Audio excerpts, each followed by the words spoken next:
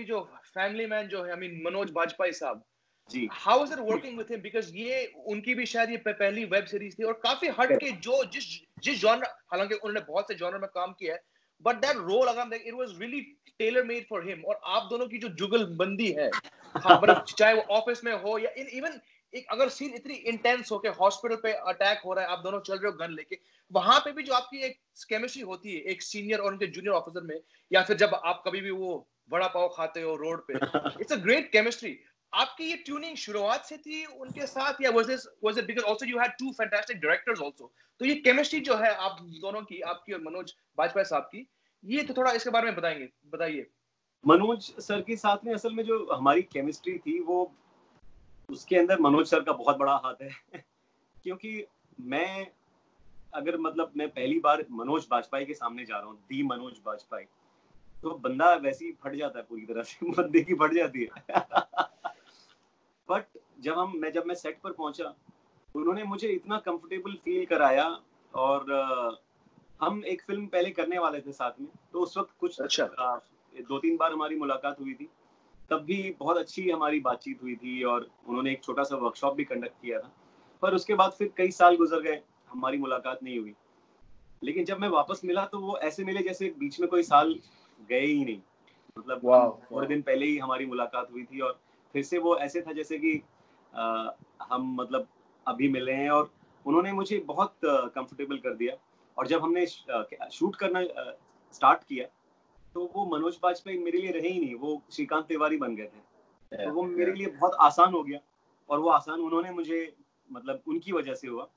और इनफैक्ट जब हमने पहले दिन ही जो इमोजी वाला सीन है, जब मैं बोलता हूँ कि वो कौन सा इमोजी आया था, वो हार्ट शेप, तो वो सीन हमने शायद दूसरा या तीसरा सीन था जो हमने शूट किया। जी और उसके जी। बाद जो ट्यूनिंग जमी, तो फिर तो वो हम मतलब सेट हो गए। और अब ऑफ स्क्रीन ऑन स्क्रीन हमारी मतलब बड़ी जबरदस्त बॉन्ड बिल्कुल बिल्कुल। मनोज बाजपेयी सर ने एक बार कहा था फैमिली मैन के प्रोमोस के टाइम पे कि वेब सीरीज में आपको एक थोड़ा टाइम मिलता है to hold on to instinct, a moment जो आपको फिल्म में नहीं मिलता। एज एन एक्टर आपको क्या लगता है इसके बारे में? देखिए, ये वेब सीरीज जो है वो एक और जरिया है। तो this is one more way to go forward. This is not the only way to go forward. I'm sure cinema will coexist and they both will you know coexist forever. I think so. As they should बिल्कुल। Yeah, they should. क्योंकि और जैसे राजन DK जो इतने सुलझे हुए film makers हैं, उन्होंने खुद जो आपने एक स्क्रिप्ट की बात करी थी, इतनी बढ़िया स्क्रिप्ट, उन्होंने खुद स्क्रिप्ट लिखी है अलॉन्ग विद सुमन कुमार जो उनके साथ में को स्क्रीन प्ले राइटर हैं, और सुमित अरोड़ा जिन्होंने डायलॉग्स लिखे हैं। तो वो खुद इतने कमाल के डायरेक्टर्स हैं और उनकी समझ, उन्होंने फिल्में भी बनाई हैं इतनी सारी बढ़िया बढ़िया, गो गोवा गॉन, 99, शोर इन द सिटी, एक से एक फिल्में। तो उनके लिए, और वो इतनी सीमलेसली उन्होंने अपने आप को अडेप्ट किया वेब सीरीज या इस डिजिटल वर्ल्ड में। मेरे हिसाब से मुझे नहीं लगता कि किसी भी और फिल्म मेकर ने शायद उतना अच्छे से इस दूसरे मीडियम को इतना खूबसूरती के साथ और सक्सेसफुली अडेप्ट किया। जैसे कि अनुराग कश्यप सर ने भी सेक्रेड गेम्स और विक्रमादित्य मोटवानी साहब ने भी एग्जैक्टली वैसे ही किया। तो हाँ, मेरे हिसाब से जो ज्यादा वक्त मिलता है, सबसे बढ़िया क्वालिटी जो है वेब सीरीज की वही है कि छोटे से छोटा कैरेक्टर को हम एस्टैब्लिश कर पाते हैं, उसकी एक बैक स्टोरी मिल जाती है। क्योंकि हमारे पास 2 या 2.5 घंटे नहीं, हमारे पास 7 घंटे होते हैं, 10 घंटे होते हैं। बिल्कुल।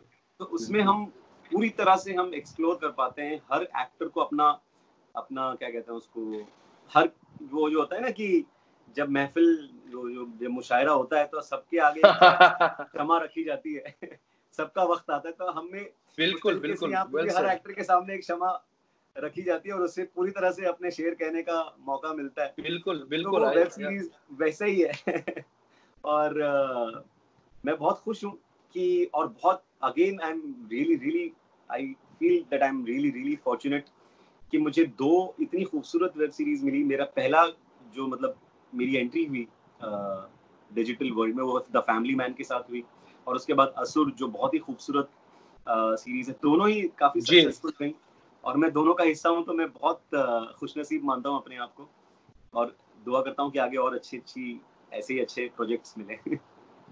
जी सर, अभी असुर के बारे में बात करें, हाल ही में मैंने वो शो देखा। मैं आपको सच बोल दूं, मैं ये जो जॉनर है, मैं उसका बहुत बड़ा फैन हूँ। और मैंने बहुत सारे अमेरिकन और ब्रिटिश शो जो हैं, ये फोरेंसिक वाले, मर्डर मिस्ट्री, मैंने देखा है। और मुझे पहली ही सीन में, हालांकि वो सीन जो है वो एक बनारस के घाट में शुरू होता है, मैं वहीं से मैंने कहा यार ये कुछ हटके शो है। Again the writing. फिर जब वो ट्रैक शिफ्ट हुआ दिल्ली में, जहां पे एक फोरेंसिक लैब दिखाया गया, and this the way that the people are talking, फिर उनका जो सीबीआई का जो रिलेशनशिप है, मैंने कहा यार this show again it should have been a lot of noise should be made of this show.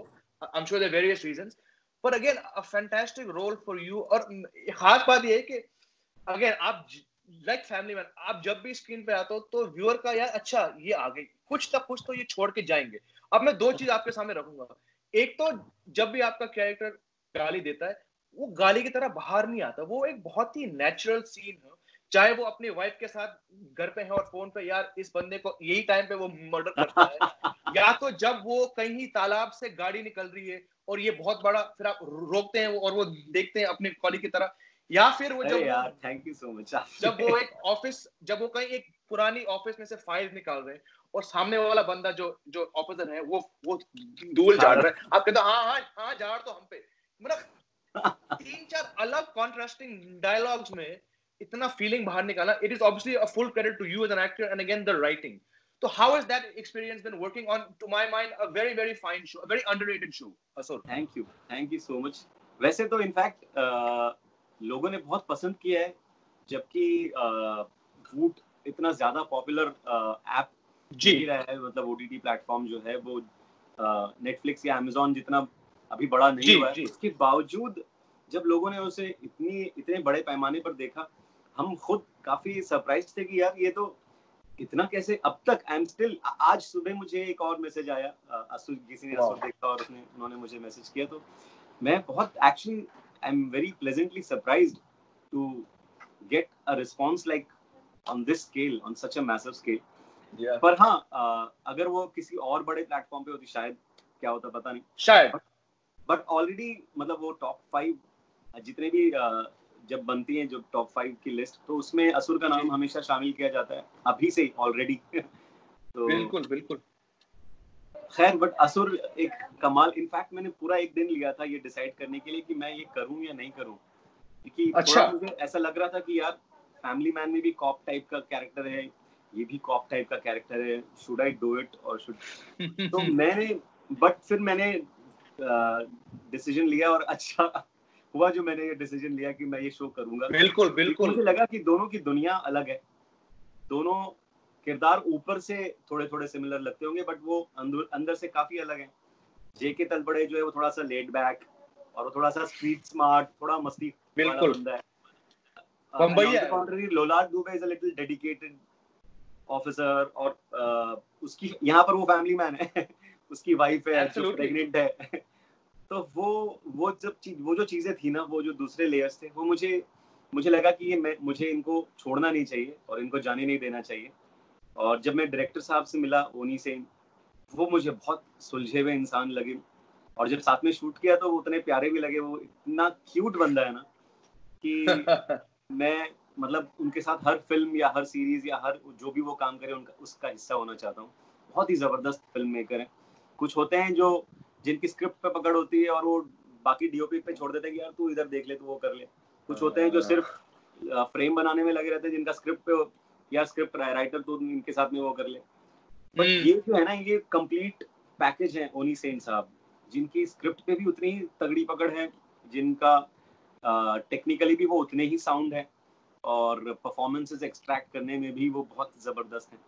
तो मतलब he is an amazing film maker. I hope and I pray that उनको तो बहुत सारा काम मिलेगा ही आगे अभी। और बिल्कुल बिल्कुल हम भी दुआ करेंगे कि आप दोनों को ऐसे और मौके मिले। आपने अभी जोर डाला स्क्रिप्ट पे, तो एज एन एक्टर आपके सामने जब कोई स्क्रिप्ट आती है तो सबसे पहले आप उसमें क्या देखते हो? सबसे पहले तो मैं एज एन ऑडियंस देखता हूँ अपने आप, जब मैं पढ़ता हूँ कि ये मुझे, जब जैसे हम किताब पढ़ते हैं या कोई भी चीज अगर हम आप देखते हैं तो वो आपको एंगेज कर रही है या नहीं as an audience, as a reader. तो मैं वैसे ही एक स्क्रिप्ट पढ़ता हूँ, और अगर वो मुझे एंगेज कर रही है, इंटरेस्टिंग मुझे लग रहा है सब कुछ, तो मैं पढ़ता जाता हूँ और अच्छा लगता है। और जब अगर मुझे पूरी कहानी पसंद आती है तो उसमें मेरा कितना कंट्रीब्यूशन है, जो कैरेक्टर मुझे दिया गया है वो कहानी को कितना कंट्रीब्यूट कर रहा है, वो भी बहुत इंपॉर्टेंट है पता करना और समझना। और उसके बाद अगर वो मुझे पसंद आया है तो फिर डायरेक्टर साहब कौन है, क्योंकि एक अच्छी स्क्रिप्ट की मतलब रेड लग सकती है अगर डायरेक्टर गड़बड़ है तो और उसके बाद बाकी की कास्ट क्या है, प्रोड्यूसर साहब खासकर कौन है, क्योंकि पैसे तो वही देंगे। Correct very important. तो ये क्राइटेरियाज हैं, ऐसी स्टेप बाय स्टेप जाता हूँ मैं, अगर मुझे स्क्रिप्ट पहले से मिलती है तो नहीं तो कई बार जो बड़े फिल्म मेकर्स होते हैं वो पूरी स्क्रिप्ट अभी देते नहीं है। जी आप एक राइटर भी रह चुके हैं, आपने मेंशन किया कि आप एमटीवी में थे and you also wrote Filmistan. एक राइटर होना इज इट अ बोनस कि आप फिर किरदार के थोड़े दूसरे व्यू से देख सकते हो या फिर आप उस पे झांक सकते हो, if you know how a writer has gone about that character sketch?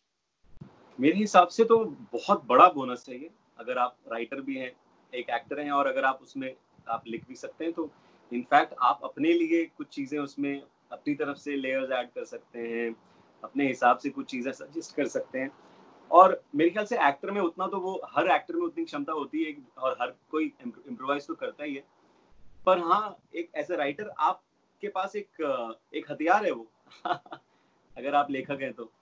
और इनफैक्ट एक एक्टर को जितने भी स्किल्स आए वो उसके लिए एडवांटेज ही होता है, अगर वो गिटार बजाना जानता हो या वो गाना गाता हो श्योर मतलब, तो वो ये सारी चीजें उसको कहीं ना कहीं एज एन एक्टर काम ही करेंगी। और वो जैसे इस लॉकडाउन में लोगों को कई सारी चीजें सीखनी चाहिए, वैसे मैंने खुद कुछ नहीं सीखा है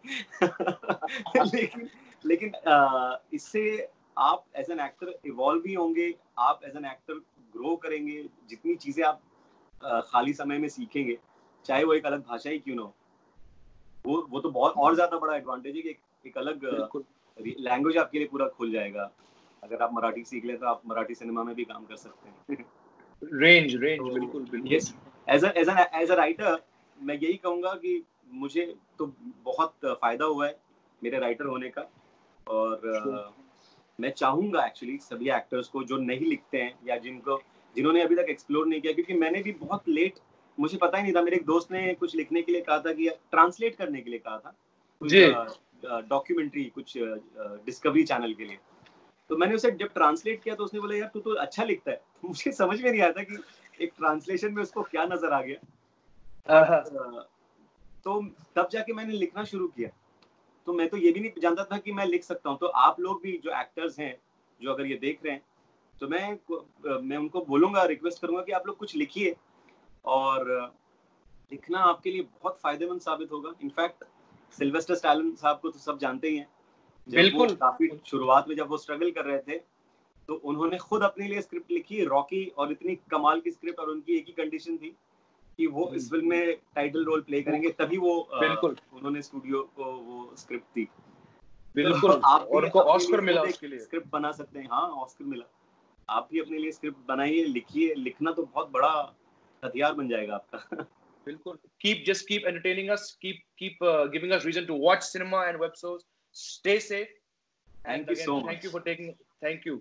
बहुत मजा आया जेमी साहब आपके साथ बात करके, बहुत बहुत शुक्रिया। अरे साहब मत कहिए, भाई कहिए। आप भी प्लीज ख्याल रखिए अपना, स्टे सेफ। Thank you. और बिल्कुल, जो लोग देख रहे हैं उन्हें भी मैं यही बोलूंगा कि आप लोग प्लीज अपना ख्याल रखिए, और please stay safe, stay endorse, stay home, और स्टे हेल्दी, हाइजीन में, और प्रिकॉशन रखिए बाहर भी जाएं तो प्लीज। और जिन लोगों की आप अपने हिसाब से, अपनी हैसियत से मदद कर सकते हैं उनकी मदद करिए, और जो आपके हाउस हेल्प्स हैं उनकी पगार मत काटिए, और बिल्कुल वेरी इंपॉर्टेंट, अपने हिसाब से जो कर सकते हैं आप करिए। हम सबको मिलकर ही इस नैया को पार लगाना है डूबती हुई। बिल्कुल, बहुत खूब। चलिए शारिक भाई, टेक केयर, मिलते हैं फिर। थैंक यू सो मच भाई।